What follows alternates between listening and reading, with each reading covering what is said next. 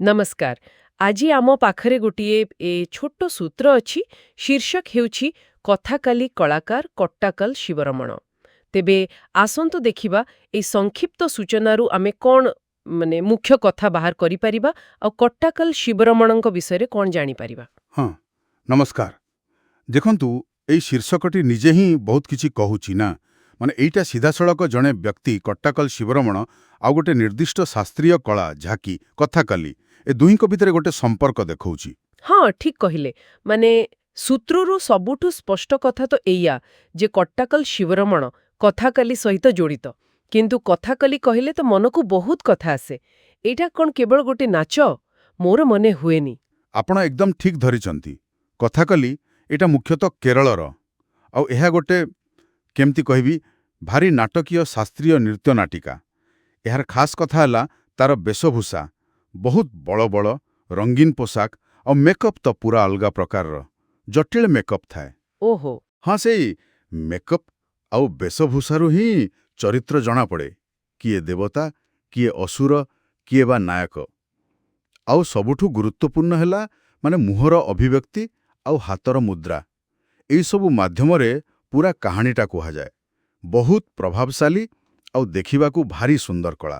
ବାଃ, ଶୁଣିକି ବହୁତ ଭଲ ଲାଗୁଛି। ତେବେ ଗୋଟେ ପ୍ରଶ୍ନ ଆସୁଛି ମନକୁ। ଯେତେବେଳେ ଗୋଟେ ସୂତ୍ର ଖାଲି ଏତିକି କହୁଛି ଯେ କୋଟାକଲ ଶିବରାମଣ ଜଣେ କଥାକଲି କଳାକାର, ଏହାର ଗୁରୁତ୍ୱ କ'ଣ? ଏଇଟା ତ ବହୁତ ସାଧାରଣ ସୂଚନା ଭଳି ଲାଗୁଛି ନା? ହଁ, ଦେଖନ୍ତୁ, ଉପରକୁ ଦେଖିଲେ ଟିକେ ସରଳ ଲାଗିପାରେ, କିନ୍ତୁ ଏହାର ବି ଗୋଟେ ଗଭୀର ଅର୍ଥ ରହିଛି। ଯେତେବେଳେ ଜଣେ କଳାକାରଙ୍କୁ ଗୋଟେ ନିର୍ଦ୍ଦିଷ୍ଟ କଳା ସହିତ ଏତେ ଦୃଢ଼ ଭାବରେ ଯୋଡ଼ାଯାଏ, ଏଇଟା କ'ଣ ସୂଚାଏ? ଏଇଟା ସୂଚାଏ ଯେ ସେହି କ୍ଷେତ୍ରରେ ତାଙ୍କର ଗୋଟେ ବଡ଼ ପରିଚୟ ଅଛି।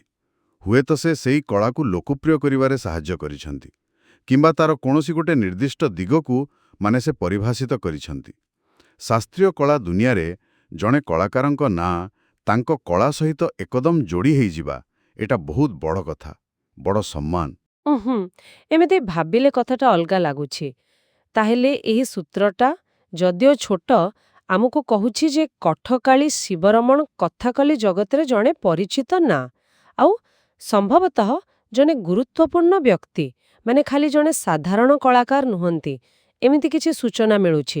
ଏକଦମ ସେଇଆ। ଏଇଟା ଆମକୁ ଭାବିବାକୁ ବାଧ୍ୟ କରୁଛି ଯେ ତାଙ୍କର କ'ଣ ବିଶେଷତ୍ୱ ଥାଇପାରେ। ଦେଖନ୍ତୁ, କଥାକାଲିରେ ବିଭିନ୍ନ ପ୍ରକାର ଭୂମିକା ଥାଏ।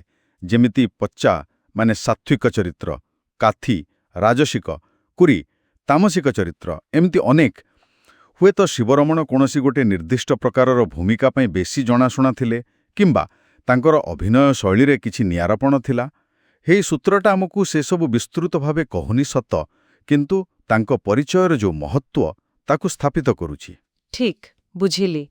ତେଣୁ ଏ ଛୋଟ ସୂତ୍ରରୁ ଆମର ମୁଖ୍ୟ ଶିକ୍ଷା ଖାଲି ଏତିକି ନୁହେଁ ଯେ ସେ କଥାକଲି କରୁଥିଲେ, ବରଂ ତାଙ୍କ ନାଁ କଥାକଲି ସହିତ ଏମିତି ଭାବେ ଯୋଡ଼ି ହେଇ ରହିଛି ଯେ ତାଙ୍କୁ ସେ କଳାର ଜଣେ ପ୍ରତିନିଧି ଭାବରେ ଦେଖାଯାଉଛି। ମୋତେ ଲାଗୁଛି ଏଇଟା ହିଁ ଗୁରୁତ୍ୱପୂର୍ଣ୍ଣ କଥା। ନିଶ୍ଚୟ, ନିଶ୍ଚୟ। ଆଉ ଏଇଟା ଆମକୁ ଆଉ ଗୋଟେ ବଡ଼ ପ୍ରଶ୍ନ ଆଡ଼କୁ ନେଇଯାଉଛି। ଯେତେବେଳେ ଆମେ ଏ ଶାସ୍ତ୍ରୀୟ କଳା ବିଷୟରେ କଥା ହେଉ, ଅନେକ ସମୟରେ ଆମେ କିଛି ମୁଖ୍ୟ କଳାକାରଙ୍କ ନାଁ ଦେଇ ହିଁ ସେ କଳାକୁ ବୁଝିବାକୁ ଚେଷ୍ଟା କରୁ। ହଁ, ଏ କଥା ସତ। ତେବେ ସମାପ୍ତିରେ ଆସନ୍ତୁ ଦେଖିବା ଆମେ ଏଇ ଆଲୋଚନାରୁ କ'ଣ ନେଇକି ଯାଉଛେ। ଆମେ ଏତିକି ଜାଣିଲେ ଯେ କୋଟ୍ଟାକଲ ଶିବରମଣ କଥାକଲି କ୍ଷେତ୍ରରେ ଜଣେ ପରିଚିତ ବ୍ୟକ୍ତିତ୍ୱ। ତାଙ୍କ ନାଁ ହିଁ ସେଇ କଳା ସହିତ ଯୋଡ଼ି ହୋଇ ରହିଛି। ହଁ, ଆଉ ଏ ସୂଚନାଟା ମନରେ ଗୋଟେ କୌତୂହଳ ତିଆରି କରୁଛି ନା।